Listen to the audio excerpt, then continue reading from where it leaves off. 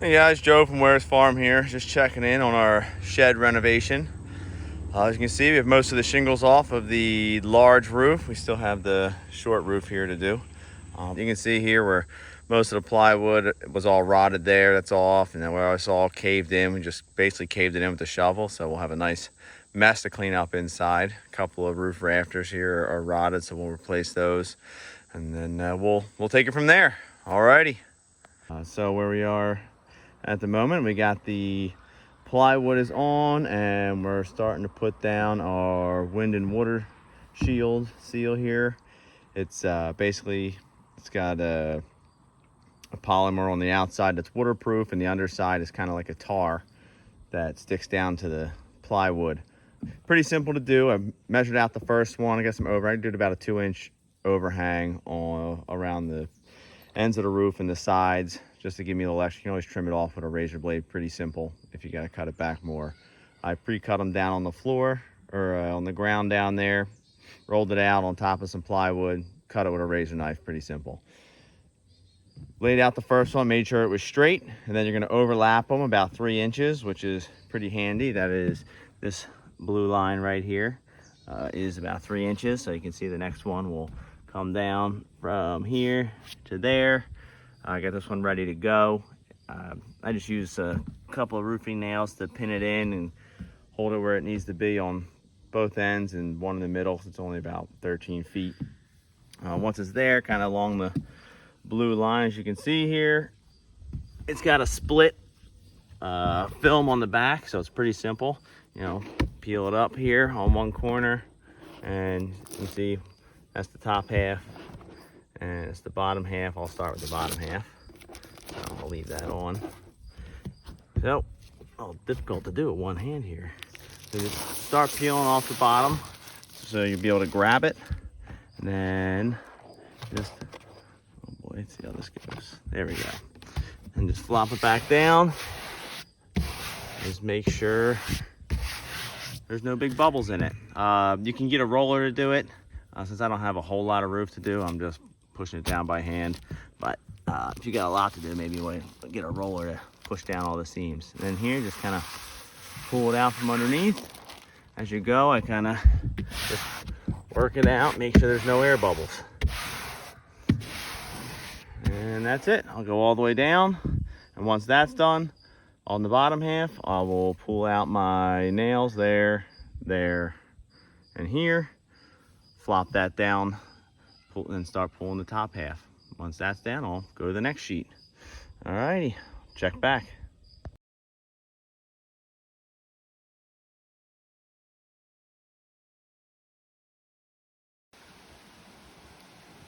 Okay, so we got all our wind and water sealed down. Now we're starting to put down our insulation and our fairing strips that we're going to attach the metal roof to.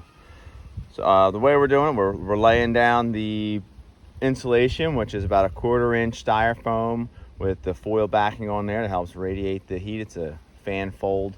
They're about 2 feet by 4 feet sections, just kind of unfold and lay out. You can tack it in place with a couple roofing nails if you have to hold it down if you're dealing with wind or anything, and then the fairing strips will hold it down once you screw those in.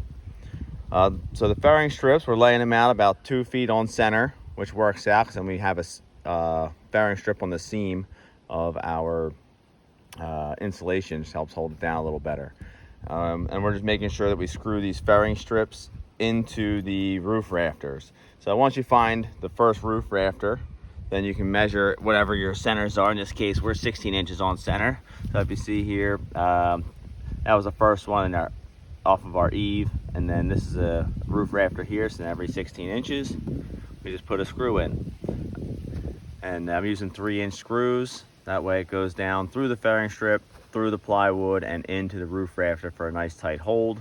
And then we can screw our roof down onto that, start the metal sheets. Just kind of show you what I'm doing here for the insulation. Instead of just folding it out, kind of getting it started to hold it down, so it's a little windy. And then take it all the way off to the edge, and I marked where I had to cut it, and then just fold it back to cut it. This one you can see I already cut here. So I cut it and then unfold it, lay it right down, And we're right onto the edge of the roof there. And then we'll cut our next fairing strip. And it'll cover the center. We'll screw it down every 16 inches and move on to the next one. So we have all of our insulation down, and our fairing strips are down and screwed in. We have them about every 2 feet on center, and then we box it in on the edges right here. That's going to be so that the rake trim has something to tie into when we finish off the roof over there. Then up top here, we wound up laying out, this is a little less than 24 inches on center. It just came out that way. This is where the ridge cap is going to sit. So we have something to screw that into to seal that off. I'll show you in a picture on how I laid that out. Just basically took to the peak of the roof, then measured down to center of where I'm going to be screwing it down, and that was the center of the fairing strip. So we're going to get started. We'll put our roof starter piece on, and then we'll start running some panels. So we got a couple of our panels laid out here. We're using all 12 footers for the first row. Screws are going to be in the same spot, so we wound up stacking them on top of each other and just laying out where the holes go, where the screws are going to go, and just drilling holes. We did both sides of the high rib on the starter, and then on the right side of the high rib all the way down. So we just laid out where they go on the top sheet, made sure we clamped it down so nothing moved, and just drilled an 1/8 inch hole through the panels. It just kind of saves you a little bit of time. It's not necessary. These screws have a real sharp point on them, a self-tapping edge on it, so it will pierce right through there, but this just saves you a little bit of time. Just remember, when you're tightening these down, you want to tighten it down just so you squish the rubber a little bit, just compressed a little bit. You don't want to squeeze it out so it splits, and obviously you don't want a gap or water will get underneath of it. Alrighty, let's get this panel up. We got our first panel sitting up here. Got our roof starter tacked in place with a couple roofing nails. And we're going to be putting down our foam enclosure, our under panel foam enclosure. You can see it's contoured to match the bend of the panel. And it's flat on the bottom. You can see there's a sticky sealant already on the bottom. It'll hold it in place for you. And then we're going to put some sealant across the top before we install the panel. And we're going to have the panel hang over the roof starter about 1 inch just to give us a nice drip edge. Okay, so we got our first panel screwed down, looking good. You see we got a screw on the right side of each high rib, and then when the next panel comes on, it'll cover over this high rib, and its screw will go in right here, which will hold this down. Except for on the ends or any overlaps, we put a screw on both sides of the high rib. You can see here, just hold it down, gives you a better seal.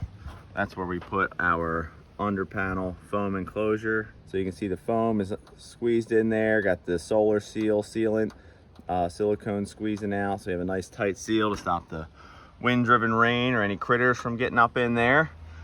And we should be good to go. We came in about 3/4 of an inch off the side of the roof. Our rake trim will cover that and give us a nice seal and a nice finish. In doing so, that lays out for the other side to finish about the same, leaving room for our rake trim on the other side to land nicely, and where we're not landing on a high rib. So I just want to double check that. You get 3 feet of coverage on each panel, so you can do the math, see where you're going to land, and see if you have to trim down your first panel or not to make sure nothing's going to interfere. All right, let's move on to the next one. So we got our next panel ready to go over here. We're getting ready to put it in place. What you see, we actually have a butyl tape on top of the high rib for the overlap, because this roof is about a 3-on-12, maybe even a little bit less. So you got to put a sealant between your panels. So that's the butyl tape here. We'll pull that covering off when we're getting ready to set the panel on there. But what I didn't want to do is I did not want to cover that bend right there. This bend's a little different than the rest of the bends on the panel. It's a little deeper, it creates an air gap. It's your anti-siphon, so if any water does wick up in here, it'll run right out. And this is just added protection to seal it off. So we got our last piece of roof starter in the back here. I just measured from end of where we left off to the end of the roof and added 3 inches. Just had a 10-footer over there, measured it out, put the lines on there, and just cut it with a simple pair of tin snips or aviation shears, just like this. That's it. So extra 3 inches. Have our overlap right there. We'll tack that into place. We'll be good to go, and we'll get our last couple panels on. So we're down to our last panel on the bottom row of the back roof. So I already went up there and measured what I needed. I just took a measurement from the panel that's up there from right about this point, which is where this panel is going to overlap to the end of the roof, which was 12 inches. So this one overlaps to here, and if you can see, this has a little bit deeper of a bend than the rest of the panel does. And then it has this trailing edge here. So this trailing edge and then this deeper bend is your underlap. That gives you a little bit of an air gap when the overlap is here. So if any water wicks up here, it'll run right down that anti-siphon channel. So this is your underlap, and on the other side, which is where we measured from for our cut, this is our overlap. See how it just kind of comes down and stops. And this bend profile is the same, so that is where that air gap would be, right up under there, because that has a deeper bend. So I measured from edge to my cut line, 12 inches. Do the same thing down the other end. Snap the chalk line, and then you can either just take a pair of tin snips to cut it, or what I did was use the circular saw with the steel blade on. This is the Diablo Steel Demon 70 tooth. Worked great. Definitely recommend wearing safety glasses and earplugs. It is loud and throws a ton of stuff. And make sure it's a good blade. If it starts getting worn out, replace it. You don't want to generate a lot of heat, because then that could mess up the finish on the panel. Because this blade's pretty sharp. It didn't generate any heat. Cut right through it. Lickety split. Our bottom course of the back roof panels are done. So these were 12 footers, which are the longest ones we had in stock. So that brought us to about here. We can get them cut custom to length. It just takes a little longer to get them in, and the longer they are, the heavier they are, and the harder they are to handle if you're doing it by yourself or something like that. But just as well, we can overlap them. So what we're going to do is pull our measurement here from end of panel to peak of roof, which is about, well, we'll go back to 4'2", leave us a little room for the next panels. And we are going to add 6 inches. So we're going to overlap these 6 inches. So we got most of our panels cut for the second course. Just measured from end to cut mark. Made sure we had it on the right side, right? Because they're all we want the overlap, the non-cut side, to be the exposed overlap. And this is where we want to start. And then I just stacked up 4 panels, clamped them together nice and tight, and then cut them with the circular saw.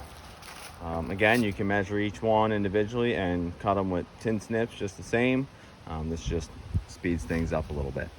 Got my cut panels up here ready to go. I struck a line for where I'm going to put my butyl tape, put that down, and now I see I have another blue line struck there that is my 6-inch overlap. So I'll bring the panels down to there, screw them in. I'll probably run a bead of sealant behind the butyl tape as a secondary precaution for water seal in case there's some ice damming or something like that, just to give it a little better protection. But that's about it. We're going to start screwing down some panels. The whole back section of the roof is done. I only put a couple along the top row there just to hold it in place temporarily. Then when we finish the other side, the front of the roof here, when we do the ridge cap, then that will tie all that down nice and tight. But we are looking good back here. Time to move on to the front. So we're just about ready to put some panels up on the front section of the roof here. I got our insulation down, fouring strips are down. First piece of roof starters tacked into place. These fouring strips we wound up spacing at about 26 inches on center, which should be just fine for this small section of roof, just how it worked out with where I had to put the first one for the ridge vent to tie into. Just spaced out nicely that way. And then we added in a couple pieces of scrap wood to hold down the seams of the insulation, and then boxed it out the same as we did on the back for somewhere to tie in the rake trim. These panels are going to measure about 61 inches to give us that 1 inch overhang that we did in the back. Works out nicely because the panels I had to cut for the back, I had 64-inch panels left over, so that'll work out nice. These are going to lay down the same as the ones in the back as far as layout goes. We're going to start about 3/4 of an inch off the side of the roof, and then that'll finish nicely on the other side. The only real difference here is, well, these are going to be full sheets, so there won't be any overlapping on the ends. We're going to do the same overlap on the sides. We just will not be needing butyl tape for the seam there, since this pitch is a lot steeper, around 8 on 12 pitch. You're not going to need to put any sealant on the side overlaps. You can if you want, but it's not necessary. Water's not really going to be hanging out on this roof anywhere. It's going to run off pretty quick. Snow won't really be sitting on here. It's going to slide off, so you won't have any ice damming. So you should be pretty good to go there. Other than that, it's going to go down just about the same. So we'll get started and we'll check back when we got it all on there. So we got the front roof panels are up and secured, and we're gonna move on to doing the rake trim on the sides. And once we get that on, we'll get the ridge cap on, and that will button up the roof. All right, we have our 12-foot piece of rake trim on the bench here. Still has the protective covering on it while I'm kind of flipping it back and forth, trying to limit scratching it. You can see the marks I put on here. We used the T-bevel that we got our roof angle, our roof pitch with, and we just lay that right on here, and I scribed my mark with pencil. That's going to be my cut mark, and then I used the framing square, or rafter square. See if I can come around the other side here, and then just transferred that straight down. So you see my mark, that's my cut mark. And then for this one, what I'm going to do is I measured back 1 inch, made another mark, and then on the same side here with the T-bevel, measured back 1 inch and made my mark again. So I'm actually going to cut it on this line and then bend it on this line to give me a nice reveal on the end of the roof, which I'll show you. You can just run it straight. It looks pretty nice as well. It's a little faster and simpler, but I just think this gives a nice added touch, and I'll show you what I'm talking about when we get it up there. You can see we have our angle cut there to match our pitch of our roof, and then I also cut along the seams or the bends of each spot here. You can see I cut that already with the tin snips back to my line where I'm going to be bending it. So I cut it on that bend mark. I actually got rid of this piece because we're not going to need it up there. It just kind of looks weird and gets in the way. Cut it here, and then I also got rid of this tab because that's going to be at the end of the roof, so it'll look nice when we put it up there. So I'll bend these down. What I'm going to use is a handbrake or duckbill pliers, whatever you want to call them. They have different sizes for doing different things. These ones work pretty good. So basically just going to put it right up to our line right here. It takes 2 hands, so I'll show you after I'm done. Squeeze it nice and tight, and then just bend it on your line. It'll make a nice clean bend. So I'll get that done and show you what it looks like. We got it all bent up, looking good. So I bent this one first, then this one, then this one. This is the top section, so that kind of comes over and gives it a nice finish. And then where this one kind of is a square, kind of hangs down a little bit, I just took the snips and trimmed it off flush with that, so it looks nice. All right, we got the butyl tape stuck to the underside of the rake trim where we're going to be screwing it down up on the roof. This just has the protective coating over, which we will leave on there until we get it in place, and then we'll peel that backing off and stick it down. All right, we'll get it up there. I'll show you what we're doing. Got our piece of rake trim up here, and I got it tacked in with 1 screw. You see I peeled the butyl tape out from under before I screwed it down. Just pull it back about 2 feet or so to get it set, make sure it looks good, and then from there you can kind of just peel this out from underneath. Kind of helps if you lift up on it a little bit, but hold up on the trim, peel this out from underneath, and then just set it down nice and easy. Kind of press into place, and that butyl tape will kind of hold it there for you while you're screwing it down. All right, got the first piece of rake trim is all screwed down up top. I put screws in at about every 12 inches That's why we boxed out the ends of the roof when we were doing the fairing strips. Just gives it a little bit more to bite to really squish the butyl tape to give you a good seal, since you're kind of relying on that. I mean, this started and finished on a high rib, which is kind of nice. If anything does get back there, it'll just run right down and come out the end of the rake trim here. Here's the end I was telling you about with the bend. Just kind of gives it a nice finish. Gives a nice finished look to it. You can obviously just not do these bends and have it come straight off. That'll look nice too. This just kind of gives it a little bit more of a complete look, I think. I think I have a picture of one that is not bent. I'll try to put that up here too so you can see the difference. All right, let's get to the peak. We're up here at the peak getting our measurements to finish off the rake trim. So we pulled a measurement from end of rake trim to the peak right here, which was 47.5, and we'll add 6 inches for the overlap because of the low slope on this roof. And then we could cut that straight, overlap it, screw it on, and then we could get our measurement for the front section of the roof, which same thing, measure from end of roof up to the peak, which is 61 inches, and then we would add an inch so that we have material to bend on the front to give us that nice reveal. And then we would cut that on our angle here to give us a nice straight line on our overlap to make it look nice and clean.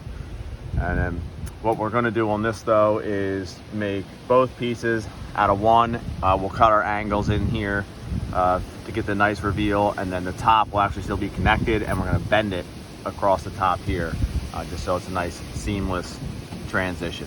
And I'll show you what we're talking about when we get down there. So we got our piece of rake trim cut here. This is going to be the front of the roof. So you have our 1-inch overhang already bent for a nice reveal. And then when we get up to the peak, so what we did, I measured out my 61 inches and my 53.5 for my overlap on the back side, and we just did a straight cut here to that, and we left it hole there, and we cut a little bit of a V in it there to allow it to bend without those interfering with each other. So when we get it up there, this one will overlap. You can see we will pick it up to the peak. It'll make a nice peak, and then we will measure our angle to cut that to make it a nice reveal. I'll show you what it looks like when we get up there.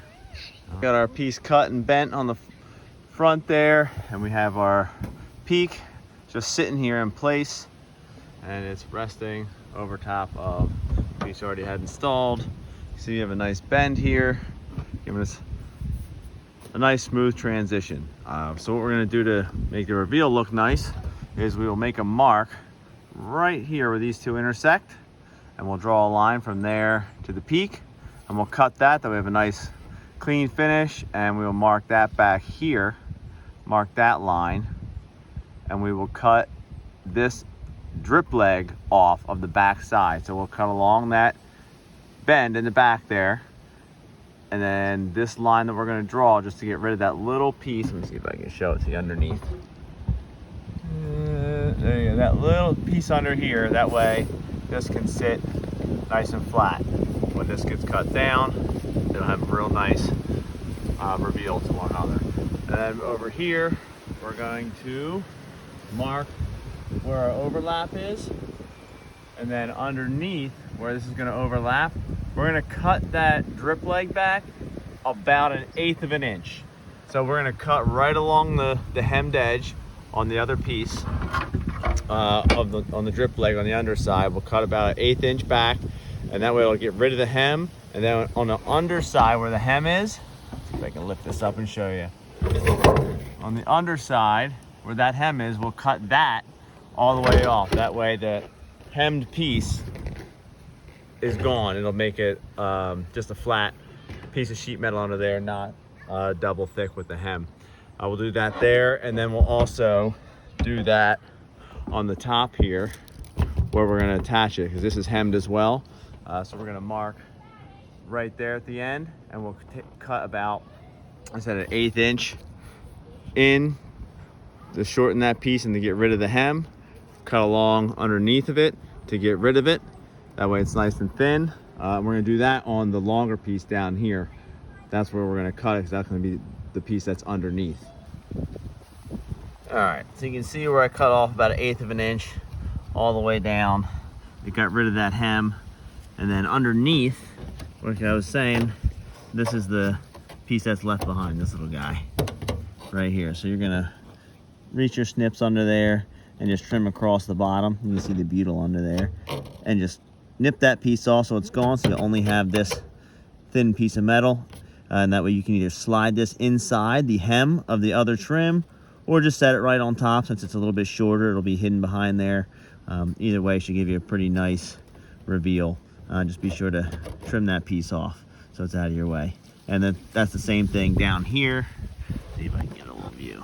You can see I trimmed it on this one as well. Right here, I already cut the piece off the bottom. Now, I'll get this one trimmed up, and then we should be able to slide the rake trim into place, and we'll be good to go.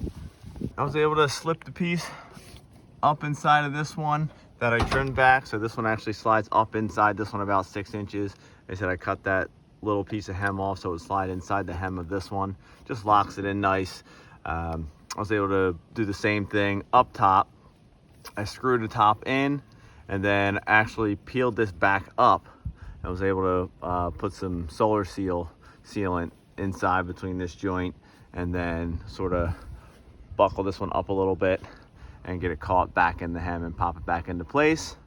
And just threw one screw in right here just to keep it all nice and together. I'll put a couple screws up the face here just to hold to stop wind from catching it, so I don't really have to go crazy.